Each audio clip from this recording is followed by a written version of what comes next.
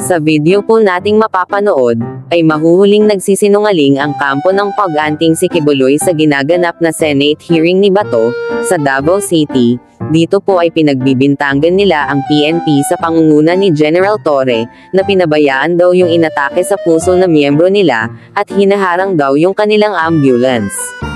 Nagpaliwanag po si General Torre na PNP ang rumispond at nagdala sa pasyente nila sa ospital, pero habang nagsasalita si General Torre, ay isiningit nila ang isang video, at sinabi nila na hindi raw makakatanggi si General Torre dahil hinaharangan daw ng PNP ang isang ambulance, pero nang tanungin sila ni Bato kung nakalusot ba yung ambulance at kung naroon ba ang pasyente, dito na hindi makasagot ang mga kampo ni Kibuloy, dahil nabisto sila na nagsisinungaling. Kahit nga si Bato ay hindi rin makapagsalita, na para bang binuhusan ng malamig na tubig. Talagang ang kasinungalingan, kailanman ay hindi magtatagumpay sa katotohanan. Sa bibig sila nahuli mismo. Mabuti pa po ay panoorin natin ang video at kayo na ang humusga. Salamat po mga katropa. Presented so far, we planned for this operation thoroughly, sir, including casualty mitigation. And because of that, nandun, sir, ang ating mga So if you ambulansya. have planned it thoroughly, including casualty mitigation, bakit may namatay? Sir, ito, sir, ang situation. Sige. Ang available na ambulansya, nung sinisigaw nila na may casualties doon sa tower, sir, ay ang aming PNP ambulance. Nandun ang health service natin, at meron din tayo yung ating Don Merecido Ambulatory Hospital, sir. Mga siruhano galing sa Southern Philippines Medical Center ang pinaghanda ko. Kasi we are expecting great casualty, sir. Surgeons ang aking pinaprepare para siguradong expert ang nandyan, sir. And we have the ambulatory clinic prepared for almost anything at that level. Ngayon, sir, Kaya pina-explain kita, bakit may namatay? Ano nangyari yun? pinapapasok namin ang aming ambulansya, sir. These people, as my aide had stated a while ago, prevented that ambulance at napakatagal bago papasukin, sir. Nung hindi nagpapasok? Your Honor, excuse me, Your Honor. Sir, The video po will not lie. The video will not lie at Torre.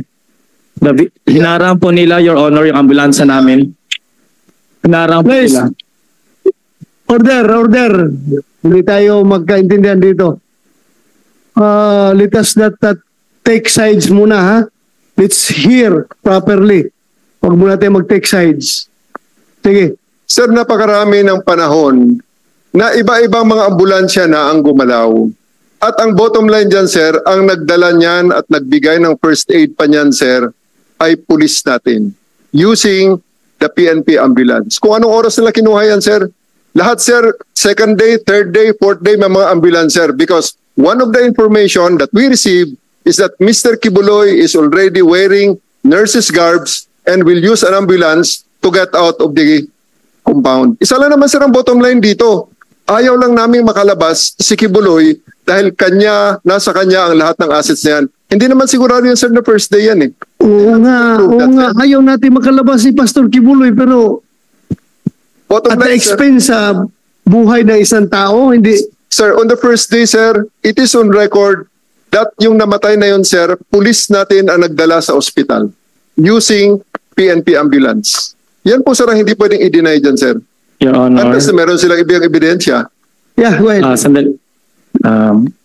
Hindi po ma-deny ni Mr. Torre yung video. Hinarangan talaga nila yung ambulance na nagmatigas po sila, Your Honor. Sawang-sawa na kasi kami sa kasinungalingan. Yung sinabi po niya, Your Honor, na si Pastor magdamit ng nurse, marami po sila. Pwede po nilang i-check yung van. Lahat po na sasakyan pwede i-check. May checkpoint pa po sa labas eh. I-check nila lahat po eh. Hindi nyo ba naisip yun? 3,000, 4,000, 5,000 ba kayo na mapulis doon? Kahit i-check nila lang po yung laman ng van at padaanin nila, Your Honor, for humanitarian reason. Wala ba sila mga puso? Namatayan po kami, Your Honor. Namatayan po kami. Tapos ang galing-galing po magpalusot po ng ating magiting na general. Ayan po, hindi po maglayang video. Hinarangan nyo po ng CDM personnel nyo. Grabe po, halos agasaan na lang yung mga personnel po ninyo, Torre. Sandali. Yung hinarang na ambulansya, nakalusot ba yun eventually? Yan. Nakalusot from that barricade? Ha? As we speak, yung tingnan mo yung video, yan, hinarangan. Ituloy natin. Tuloy, play. Lumusot ba yan from that barricade? Pero nakalusot. Sinong nag-drive? So nakalusot siya. Pero hindi yan nagamit doon sa pag-rescue. Yung pagharang ng ambulansya na yan, saan ngayon ang victim? Nandoon pa sa loob? Nasa loob pa? Yung nag-collapse na victim. Ha? Kasi sabi nila, police daw ang nag-rescue. Ang nagdala sa ospital, police. Using your own ambulance. Yes, sir. Kayo nagdala. Yes, sir.